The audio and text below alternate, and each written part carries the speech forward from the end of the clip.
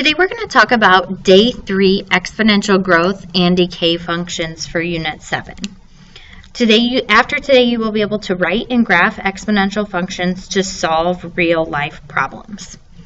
An exponential growth function occurs when a quantity increases by the same rate in each time period. So what you need to memorize for exponential growth is this formula. F of t is equal to a times the quantity of 1 plus r times raised to the t power, where a is greater than 0. F of t is the final amount that we want to end up with. A is the original amount. R is the rate of growth in decimal form, so that's really important. And t is the time. So if we compare this to just our exponential function, we can see that our a, or our original amount, or our y-intercept, stays the same. Our b is now we're just adding 1 to whatever our rate of growth is. So our rate of growth is going to be a percent that we change to a decimal, but we want to make sure it's greater than 1 so that it's growth, so we add that 1 to it. And our x is still our time, or how our function is changing. So it's very similar. So let's practice the problem. The population of a town is increasing at a rate of 3% per year. In 2000, there were 1,700 people.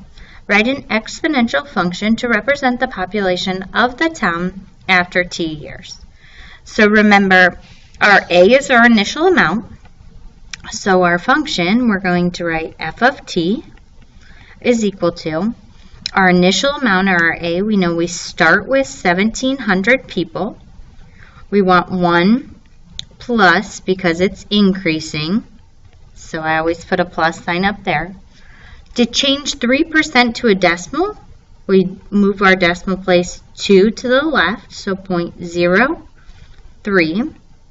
So we're going to replace our rate, or our r, with 0.03 to the t power.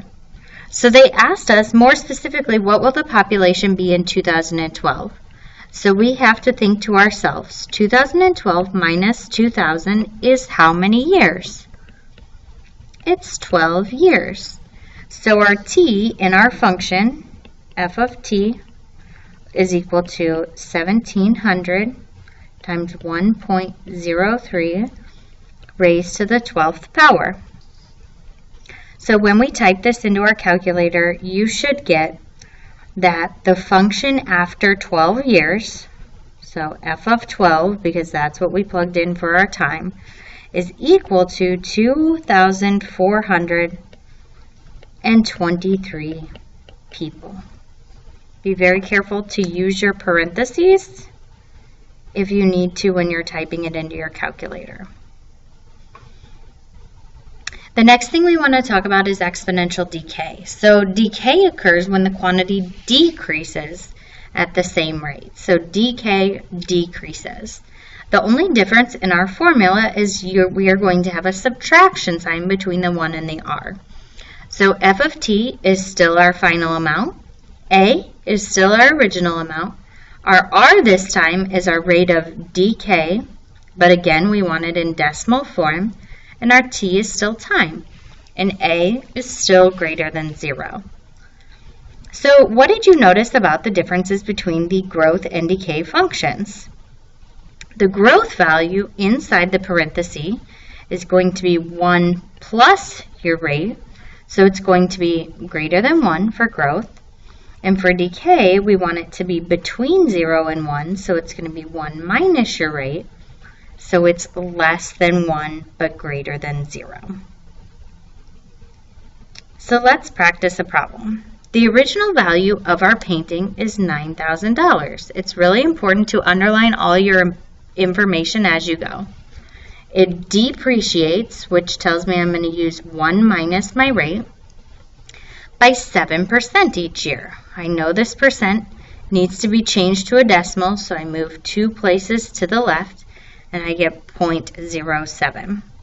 So when we plug this information into our formula, 1 minus r, we get f of t, so after t years, our initial amount of $9,000, 1 minus 0.07 raised to the t power.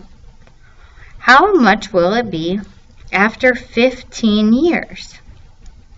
So f of 15, so when we plug 15 years into our equation for t,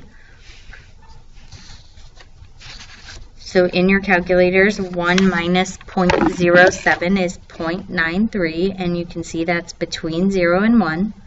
Replace your t with 15, type it in, and you get $3,030.31. Whenever we are talking money, you want to round to 2 decimal places.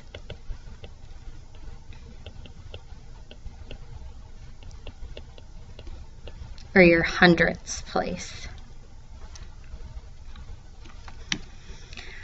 Example 3, a sculpture is increasing, so I want to use 1 plus r at a rate of 8%.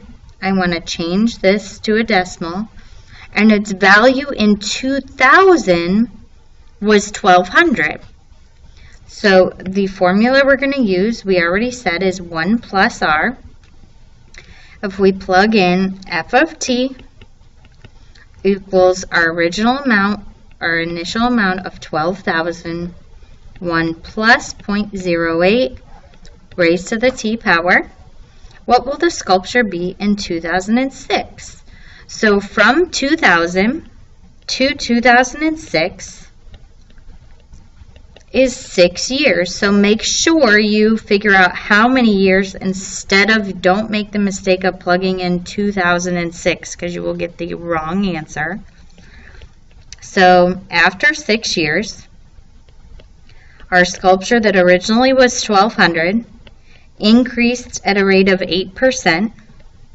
And when we type that in, we now can tell that our sculpture is worth $1,904.25.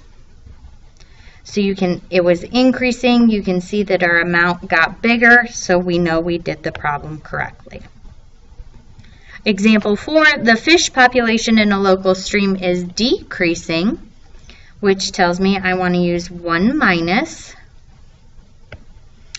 at a rate of 6%. Remember, 2 decimal places to the left, so 0.06 per year.